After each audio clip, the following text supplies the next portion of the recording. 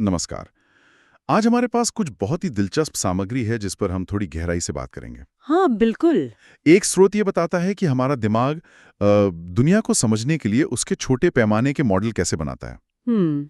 इन्हें मानसिक मॉडल कहते हैं और ये हमारी सोच, हमारे फैसलों पर कैसे असर डालते हैं, ये जानना बहुत रोचक है। बिल्कुल, ये बहुत महत्वपूर्ण है। और फिर हमारे पास दूसरे स्रोत हैं जो हमें मानसिक स्वास्थ्य और कल्याण की दुनिया में ले जाते हैं। हाँ। मतलब ये है क्या, क्या चीजें इसे प्रभावित करती हैं और सबसे जरूरी, हम इसे बेहतर कैसे बना सकते हैं। सही बात है। तो आज हमारा मकसद है इन स्रोतों से मुख्य जानकारियों को निकालना। समझेंगे कि मानसिक मॉडल कैसे काम करते हैं और मानसिक स्वास्थ्य, सकारात्मक मनोविज्ञान और रोजमर्रा की चुनौतियों से निपटने की जो रणनीतियां हैं, उनके बारे में क्या खास बातें हैं। चलिए शुरू करते हैं। चलिए, सारी दुनिया का हमारे दिमाग के अंदर बना एक प्रतिनिधित्व है। हाँ बिल्कुल। सुनने में थोड़ा भारी लगता है, पर मतलब ये है कि हम दुनिया को सीधे सीधे नहीं देखते। नहीं, बिल्कुल नहीं। हम उसे अपने बनाए हुए एक नक्शे या मॉडल के जरिए समझते हैं। अच्छा। केनेथ क्रेक ने 1943 में ही ये बात कही थी कि दिमाग असल में हकीकत के छोटे पैमाने के मॉडल बनाता है, ताकि हम आने वाली घटनाओं का कुछ अंदाजा लगा सकें। ओके, अंदाजा लगाने के लिए। बिल्कुल। और ये मॉडल सिर्फ दुनिया को समझने के लिए ही नहीं है। हमारी सोचने की प्रक्रिया, मतलब हम कैसे तर्क करते हैं, कैसे फैसले लेते हैं, इसमें इनकी बहुत बड़ी भूमिका है। अच्छा। हाँ, फिलिप जॉनसन लेयर्ड और रूथ बायर्न का सिद्धांत तो यही कहता है कि हम तर्क किसी फॉर्मूले से नहीं, बल्कि इन्हीं मानसिक मॉडलों के आधार पर करते हैं। दिलचस्प। ये मॉडल उस स्थिति की बनावट से मेल खाते हैं जिसे हम समझने की कोशिश कर रहे हैं। ठीक वैसे ही जैसे कोई आर्किटेक्ट किसी इमारत का मॉडल बनाता है ना। हाँ हाँ, बिल्डिंग अ मॉडल। बिल्कुल, उसे बेहतर समझने के लिए हमारा दिमाग भी लगातार ऐसे मॉडल बना रहा होता है। लेकिन यहाँ एक बहुत दिलचस्प बात है, शायद थोड़ी चौंकाने वाली भी। ये मॉडल हमेशा पूरी तरह सही या मुकम्मल नहीं होते। नहीं, बिल्कुल नहीं होते। स्रोत कहता है कि ये अक्सर अधूरी जानकारी या सुनी सुनाई बातों, अस्पष्ट तथ्यों पर आधारित होते हैं। हाँ, ये सच है। और इतना ही नहीं, ये एक तरह के फिल्टर का काम करते हैं, जिससे चयनात्मक धारणा बनती है। सही कहा। मतलब हम अक्सर वही देखते या समझते हैं जो हमारे पहले से बने हुए मॉडल से मेल खाता है। अच्छा, तो हम वही देखते हैं जो हम देखना चाहते हैं एक तरह से। कुछ हद तक हाँ, और जाहिर है असल दुनिया तो बहुत जटिल है, उसके मुकाबले ये मॉडल बहुत सरल होते हैं। हाँ, और यही बात उन्हें ताकतवर भी बनाती है और कभी-कभी आप कह सकती हैं गुमराह करने वाला भी। वो कैसे? क्योंकि ये सरल होते हैं तो ये हमें तेजी से चीजों को समझने और फैसले लेने में मदद करते हैं, लेकिन इसी सरलता की वजह से हम अहम बातें या अलग नजरिए नजरअंदाज कर सकते हैं। अच्छा। स्रोत ये भी बताता है कि चार्ली मुंगेर जैसे मशहूर निवेशक, हाँ हाँ, सुना है नाम। उन्होंने अलग अलग विषयों से, जैसे मनोविज्ञान, अर्थशास्त्र, इतिहास, इनसे मानसिक मॉडलों को मिलाकर व्यापार और निवेश में बेहतर फैसले लेने के विचार को काफी लोकप्रिय बनाया। अच्छा, मतलब अलग अलग फील्ड से मॉडल लेना। बिल्कुल, उनका मानना था कि सिर्फ एक चश्मे से, एक ही विषय के मॉडल से दुनिया को देखना काफी नहीं है। समझ गया। तो अगर ये मॉडल अधूरे या गलत हो सकते हैं, तो क्या इन्हें सुधारने का कोई तरीका है? हाँ बिल्कुल है। जैसे सिस्टम डायनामिक्स का क्षेत्र है, उसमें इन मॉडल्स को ज्यादा स्पष्ट रूप से देखने और समझने के तरीके विकसित किए गए हैं। जैसे कॉजल लूप डायग्राम, ये एक तरह के नक्शे होते हैं जो दिखाते हैं कि अलग-अलग चीजें एक दूसरे को कैसे प्रभावित करती है और वो प्रभाव वापस कैसे आता है। अच्छा, फीडबैक लूप्स। हाँ बिल्कुल। या फिर स्टॉक और फ्लो डायग्राम, जो दिखाते हैं कि समय के साथ चीजें कैसे जमा होती हैं या कम होती है। इन तरीकों से हम अपने सोचने के पैटर्न को बेहतर समझ सकते हैं और जरूरत पड़ने पर उसे सुधार भी सकते हैं। इसी से जुड़ा एक और विचार है शायद सिंगल लूप और डबल लूप लर्निंग। ये क्या है? हाँ, ये बहुत दिलचस्प है। देखिए, सिंगल लूप लर्निंग तब होती है जब हम किसी नतीजे के आधार पर अपनी रणनीति या व्यवहार बदलते हैं, लेकिन हमारे सोचने का जो बुनियादी तरीका है, हमारा मानसिक मॉडल, वो वही रहता है। अच्छा, कोई उदाहरण? मान लीजिए कोई सेल्स टीम टारगेट पूरा नहीं कर पा रही, तो वो ज्यादा घंटे काम करना शुरू कर देती है। ये सिंगल लूप है। तरीका बदला, सोच नहीं। ठीक है। क्यों कर रहे हैं, और अपने बुनियादी नजरिए या मानसिक मॉडल को ही बदल देते हैं। मतलब जड़ तक जाना। बिल्कुल। शायद सेल्स टीम को अपनी पूरी रणनीति या बाजार को समझने के तरीके को ही बदलने की जरूरत हो। ये ज्यादा गहरा बदलाव है। समझ गया। तो ये मानसिक मॉडल तय करते हैं कि हम दुनिया को कैसे देखते हैं, कैसे समझते हैं। अब आते हैं दूसरे स्रोतों पर। हाँ, ये मानसिक स्वास्थ्य और उससे निपटने के कौशल पर आधारित एक शैक्षिक सामग्री से हैं। ये हमें इस दुनिया के अंदर अपनी भलाई, अपनी वेलबींग को समझने में मदद करते हैं। बिल्कुल। विश्व स्वास्थ्य संगठन WHO की परिभाषा बहुत व्यापक है। वो कहते हैं स्वास्थ्य सिर्फ बीमारी का ना होना नहीं है। हाँ, ये बहुत जरूरी है समझना। बल्कि पूर्ण शारीरिक, मानसिक और सामाजिक कल्याण की स्थिति है।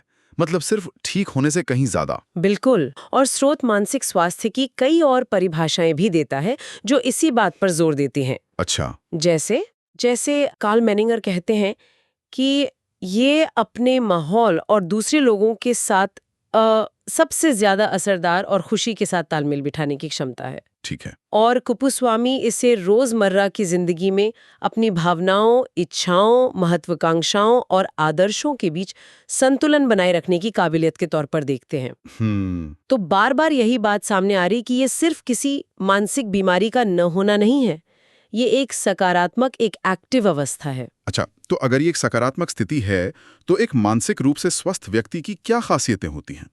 स्रोत कुछ बातें बताता है? हाँ, स्रोत कई विशेषताओं को सूचीबद्ध करता है। पहली है आत्मज्ञान। आत्मज्ञान। हाँ, यानी अपनी प्रेरणाओं, इच्छाओं, अपनी मजबूतियों, कमजोरियों को समझना, ये जानना कि आपको क्या चीज मोटिवेट करती है, क्या परेशान करती है। ओके। दूसरी अहम बात है संतोषजनक रिश्ते बनाने और निभाने की क्षमता। रिश्ते। हाँ, दूसरों पर भरोसा करना, उनकी भावनाओं को समझना, जिसे हम सहानुभूति कहते हैं, और रिश्तों में अपनी जिम्मेदारी लेना। और सिर्फ रिश्तों तक ही सीमित नहीं है, शायद जीवन में एक दिशा होना भी जरूरी है। बिल्कुल। तीसरी विशेषता है स्पष्ट जीवन लक्ष्य होना। यानी ये जानना कि आप जीवन में क्या हासिल करना चाहते हैं और उसके लिए कोशिश करना। इसके अलावा स्रोत शारीरिक इच्छाओं के प्रति एक स्वस्थ नजरिया रखने की बात करता है। स्वस्थ नजरिया। हाँ, और उत्पादक होने, मतलब कुछ सार्थक करने और खुश रहने की क्षमता का भी जिक्र है। ठीक है। और एक बहुत महत्वपूर्ण बात, वास्तविक प्रत्यक्षण। वास्तविक प्रत्यक्षण मतलब? यानी चीजों को वैसे ही देखना जैसी वे हैं, बिना अपनी कल्पनाओं या डर के रंग में रंगे। ये सीधे तौर पर हमारे मानसिक मॉडलों की सटीकता से जुड़ा है, जो हमने पहले बात की थी। अच्छा, हाँ, अगर मॉडल बिगड़ा हुआ है तो दुनिया भी वैसी दिखेगी। बिल्कुल। अगर हमारा मॉडल विकृत है तो हमारा प्रत्यक्षण भी वास्तविक नहीं होगा। और अंत में व्यक्तिगत सुरक्षा की भावना, यानी अपने समूह या समाज में सुरक्षित और स्वीकृत महसूस करना। ये तो हुई स्वस्थ होने की बात। लेकिन कौन सी चीजें हैं जो हमारे मानसिक स्वास्थ्य को, कह सकते हैं, नकारात्मक रूप से प्रभावित कर सकती हैं? स्रोत कई कारकों का उल्लेख करता है। तनाव शायद सबसे आम है। हाँ, आजकल तो बहुत है। चाहे वो काम का हो, रिश्तों का या आर्थिक। इसके अलावा अवास्तविक मानसिकता या सोच, मतलब यानी दुनिया या खुद से ऐसी उम्मीदें रखना जो पूरी नहीं हो सकती। हाँ, ये भी तनाव और निराशा पैदा करता है। सही बात है। शराब या अन्य नशीले पदार्थों का दुरुपयोग भी एक बड़ा कारक है। सामाजिक समर्थन की कमी। हाँ, अकेलापन। बिल्कुल। मुश्किल समय में बात करने या मदद मांगने के लिए दोस्तों या परिवार का ना होना, ये बहुत असर डालता है। दर्दनाक घटनाएं, जैसे कोई दुर्घटना, हिंसा का अनुभव, या जैसे हमने हाल में महामारी देखी, ये सब गहरे निशान छोड़ सकती हैं। और अंत में जैविक कारक भी भूमिका निभाते हैं। जैविक मतलब बायोलॉजिकल? हाँ, जैसे हमारे मस्तिष्क के रसायन, हार्मोन्स, या हमारी आनुवांशिकी, मतलब जेनेटिक्स। तो ये साफ है कि मानसिक स्वास्थ्य कितना जरूरी है, लेकिन इसके ठोस फायदे क्या हैं, सिर्फ अच्छा महसूस करने के अलावा? बहुत अच्छे फायदे हैं। स्रोत बताता है कि अच्छा मानसिक स्वास्थ्य हमें जीवन के जो अनिवार्य तनाव हैं, उतार चढ़ाव हैं, हाँ, जो आती रहते हैं, उनसे बेहतर ढंग से निपटने की ताकत देता है। ये हमें अपनी पूरी क्षमताओं को पहचानने और उनका उपयोग करने में मदद करता है, चाहे वो पढ़ाई में हो, काम में, या किसी रचनात्मक काम में। अच्छा। इससे हम बेहतर सीखते हैं, बेहतर काम करते हैं और अपने समुदाय में सकारात्मक योगदान दे पाते हैं। स्रोत मार्टिन सेलिगमन का भी जिक्र करता है। उन्हें सकारात्मक मनोविज्ञान का जनक माना जाता है। हाँ, PERMA मॉडल। बिल्कुल। उनके परमा मॉडल के अनुसार अच्छी मानसिक सेहत का मतलब है सकारात्मक भावनाएं, पॉजिटिव इमोशंस, किसी काम में पूरी तरह खो जाना, एंगेजमेंट, अच्छे रिश्ते, रिलेशनशिप्स, जीवन में अर्थ, मीनिंग और उपलब्धि, अकम्प्लिशमेंट का अनुभव करना। ये सब चीजें होना। हाँ। और एक बात जो अक्सर शायद नजरअंदाज हो जाती है, वो है मानसिक और शारीरिक स्वास्थ्य का गहरा रिश्ता। ये बेहद महत्वपूर्ण बिंदु है। स्रोत इस पर काफी जोर देता है। कैसे जुड़ा ये? खराब मानसिक स्वास्थ्य, जैसे लंबे समय तक चलने वाला डिप्रेशन या एंजाइटी, ये दिल की बीमारियों, डायबिटीज और स्ट्रोक जैसी कई गंभीर शारीरिक बीमारियों का खतरा बढ़ा सकता है। ओह अच्छा। दूसरी तरफ अच्छा मानसिक स्वास्थ्य बनाए रखने से इन बीमारियों से बचाव हो सकता है। हमारा मन और शरीर अलग अलग नहीं है। हाँ, जुड़े हुए हैं। वे एक दूसरे को लगातार प्रभावित करते हैं। इसलिए अपने मानसिक स्वास्थ्य का ध्यान रखना असल में अपने पूरे स्वास्थ्य का ध्यान रखना है। बिल्कुल सही। तो हमने समझ लिया कि मानसिक मॉडल क्या हैं और मानसिक स्वास्थ्य कितना अहम है। अब सबसे जरूरी सवाल, हम अपनी मानसिक भलाई को बेहतर बनाने के लिए कर क्या सकते हैं? हाँ, एक्शन की बात। स्रोत कुछ व्यावहारिक रणनीतियां बताते हैं। शुरुआत करते हैं मानसिक स्वास्थ्य संवर्धन से। इसका क्या मतलब है? देखिए, मानसिक स्वास्थ्य संवर्धन का मतलब सिर्फ बीमारों का इलाज करना नहीं है, बल्कि समाज में ऐसे कदम उठाना है जिनसे सभी लोगों का मानसिक स्वास्थ्य बेहतर हो और मानसिक बीमारियों की रोकथाम हो सके। अच्छा, मतलब प्रिवेंशन और प्रमोशन। बिल्कुल। इसकी कुछ मुख्य रणनीतियां हैं। पहला, जागरूकता और शिक्षा फैलाना। मानसिक स्वास्थ्य से जुड़े जो डर हैं, शर्म है या गलतफहमियां हैं, उन्हें दूर करना और सही जानकारी लोगों तक पहुंचाना। कलंक को मिटाना। हाँ, स्टिग्मा कम करना। दूसरा, मजबूत समर्थन प्रणाली बनाना। इसमें परिवार, दोस्त, स्कूल, ऑफिस, समुदाय सभी की भूमिका है। ठीक है। साथ ही जरूरत पड़ने पर आसानी से सलाह और मदद जैसे काउंसलिंग सेवाएं उपलब्ध हों। और तीसरा, स्वस्थ जीवन शैली को बढ़ावा देना, जैसे नियमित व्यायाम, संतुलित भोजन, पूरी नींद और तनाव से निपटने के स्वस्थ तरीके सिखाना। स्रोत भारत में चल रही कुछ पहलों का भी जिक्र करता है, जैसे राष्ट्रीय मानसिक स्वास्थ्य कार्यक्रम NMHP और मानसिक स्वास्थ्य देखभाल अधिनियम MHCA 2017। हाँ। और एक टेलीमानस हेल्पलाइन भी है।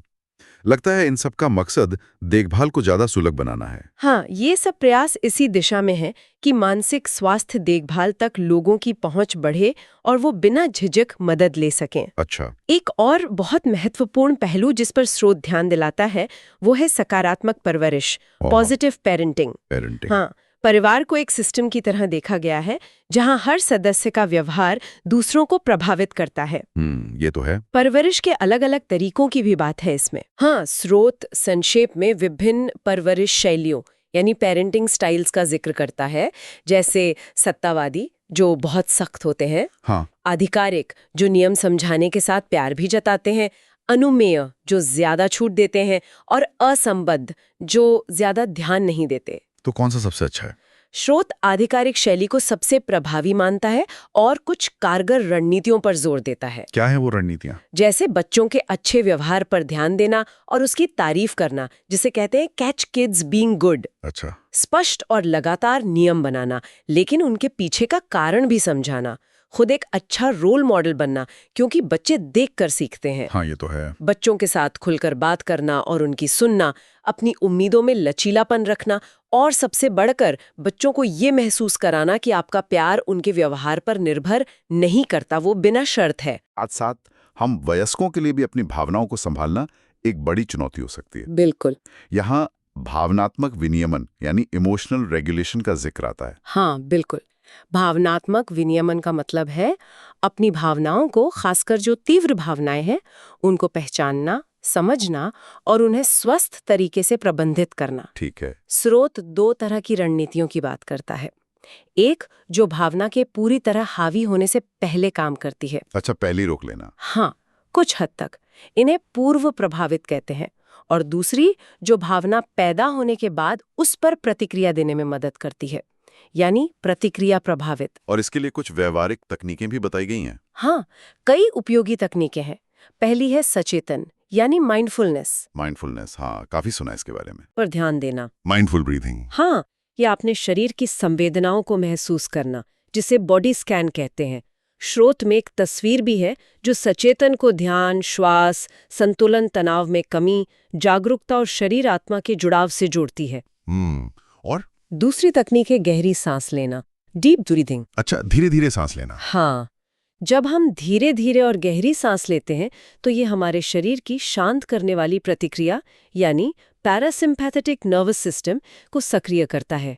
इससे घबराहट या गुस्सा कम हो सकता है। और सोचने के तरीके को बदलने के बारे में भी कुछ है, जैसे वो नकारात्मक विचार आते हैं। हाँ, उसे संज्ञानात्मक पुनर्रचना कहते हैं, कॉग्निटिव रीस्ट्रक्चरिंग। ये क्या है? इसमें अपने आप आने वाले नकारात्मक या अतार्किक विचारों को पहचानना और उन्हें चुनौती देना शामिल है। अच्छा, उनको चैलेंज करना। हाँ, जैसे अगर कोई गलती होने पर आप सोचते हैं मैं हमेशा सब गड़बड़ कर देता हूँ, तो इस विचार को चुनौती देकर इसे बदलना, हाँ मुझसे इस बार गलती हुई लेकिन मैं इससे सीख सकता हूँ और अगली बार बेहतर कर सकता हूँ। ज्यादा यथार्थवादी सोच। बिल्कुल, सोच को ज्यादा संतुलित और यथार्थवादी बनाना। एक और तकनीक है प्रगतिशील मांसपेशी विश्राम, प्रोग्रेसिव मसल रिलैक्सेशन। ये कैसे करते हैं? इसमें शरीर की अलग अलग मांसपेशियों को बारी बारी से कुछ सेकंड के लिए कसना और फिर ढीला छोड़ना होता है। इससे शारीरिक तनाव कम करने में मदद मिलती है। अच्छा। आखिर में श्रोत जीवन कौशल यानी लाइफ स्किल्स के महत्व पर जोर देता है। ये सिर्फ स्कूल के बच्चों के लिए नहीं है ना? नहीं, बिल्कुल नहीं, ये हम सबके लिए जरूरी है। क्या है ये लाइफ स्किल्स? ये वो मनोसामाजिक क्षमताएं हैं जो हमें रोजमर्रा की जिंदगी की मांगों और चुनौतियों से प्रभावी ढंग से निपटने में मदद करती हैं। स्रोत इन्हें 3 मुख्य श्रेणियों में बांटता है। कौन सी 3? को पहचानना और प्रबंधित करना, अपनी भावनाओं को समझना और नियंत्रित करना, सकारात्मक सोच विकसित करना और अपने आत्मसम्मान को मजबूत करना शामिल है। स्रोत यहाँ स्वॉट विश्लेषण का भी उल्लेख करता है। स्वॉट, हाँ, स्ट्रेंथ्स, वीकनेसेस। हाँ, ताकत, स्ट्रेंथ्स, कमजोरियां, वीकनेसेस, अवसर, अपॉर्चुनिटीज और खतरे, थ्रेट्स को पहचानना। ये खुद को बेहतर जानने का एक बहुत व्यावहारिक तरीका है। अच्छा, और दूसरी और तीसरी श्रेणी क्या है? दूसरी श्रेणी है अंतर्वैयक्तिक कौशल, इंटरपर्सनल स्किल्स। लोगों से जुड़ने वाले कौशल। बिल्कुल, इसमें दूसरों के साथ प्रभावी ढंग से संवाद करना, सहयोग करना, सहानुभूति दिखाना, टीम में काम करना और जरूरत पड़ने पर नेतृत्व करना शामिल है। ये अच्छे रिश्ते बनाने और निभाने के लिए बुनियाद है। और तीसरा? इसमें लक्ष्य निर्धारित करना और उन तक पहुंचने की योजना बनाना, सोच समझकर निर्णय लेना, समस्याओं का समाधान खोजना, प्रॉब्लम सॉल्विंग। हाँ, आलोचनात्मक यानी क्रिटिकल और रचनात्मक यानी क्रिएटिव रूप से सोचना और लचीलापन यानी रेजिलियंस। रेजिलियंस मतलब मुश्किलों से उभरना। बिल्कुल, मुश्किलों से उभरकर वापस खड़ा होना। ये सभी कौशल वाकई जीवन के हर पहलू में, पर्सनल हो या प्रोफेशनल, सफलता और संतुष्टि के लिए कितने जरूरी लगते हैं। हाँ, बिल्कुल। ये हमें सिर्फ चुनौतियों का सामना करने में नहीं, बल्कि जिंदगी को भरपूर जीने में भी मदद करते हैं। सही कहा। तो आज की इस चर्चा से हमने काफी कुछ सीखा। हमने देखा कि कैसे हमारे मानसिक मॉडल्स दुनिया के हमारे अंदरूनी नक्शे हमारी हकीकत की समझ को आकार देते हैं, और ये हमेशा पूरी तरह सटीक नहीं होते। हाँ, और इस बारे में जागरूक होना ये एक बड़ा कदम है। बिल्कुल। हमने ये भी समझा कि मानसिक स्वास्थ्य सिर्फ बीमारियों का न होना भर नहीं है, बल्कि ये कल्याण की एक सकारात्मक और सक्रिय अवस्था है। और ये हमारी जीव विज्ञान, हमारी सोच, हमारे सामाजिक माहौल जैसे कई कारकों से प्रभावित होती है जो आपस में जुड़े हुए हैं। और सबसे महत्वपूर्ण बात, हमने मानसिक कल्याण बनाने के लिए कुछ ठोस उपकरणों और रणनीतियों पर गौर किया। हाँ, समाज में मानसिक स्वास्थ्य को बढ़ावा देने के महत्व से लेकर सकारात्मक परवरिश के तरीकों तक, और अपनी भावनाओं को नियंत्रित करने की तकनीकों जैसे माइंडफुलनेस और डीप ब्रीथिंग, और साथ ही जरूरी जीवन कौशल जैसे आत्म जागरूकता, संवाद और समस्या समाधान का विकास करना। हाँ, ये सारी बातें इस ओर इशारा करती हैं कि जानकारी हासिल करके और सक्रिय रहकर हम अपनी मानसिक भलाई को बेहतर ढंग से समझ सकते हैं और उसे संभाल सकते हैं। सही ज्ञान और रणनीतियों के साथ हम सभी अपने मानसिक स्वास्थ्य को मजबूत कर सकते हैं। और जाते जाते श्रोताओं के सोचने के लिए एक विचार छोड़ जाते हैं। जरूर। क्या ऐसा हो सकता है कि अपने खुद के मानसिक मॉडलों को समझना, दुनिया को देखने के आपके अपने अनूठे तरीके, आपकी अपनी धारणाएं और विश्वास ही मानसिक कल्याण को बेहतर बनाने की दिशा में सबसे पहला और सबसे शक्तिशाली कदम हो? बहुत अच्छा सवाल है। उन मॉडलों को पहचानना, उनकी पड़ताल करना और शायद जहां जरूरी हो उन्हें बदलने की कोशिश करना, ये अपने आप में एक बहुत सशक्त शुरुआत हो सकती है। इस पर जरूर सोचिएगा।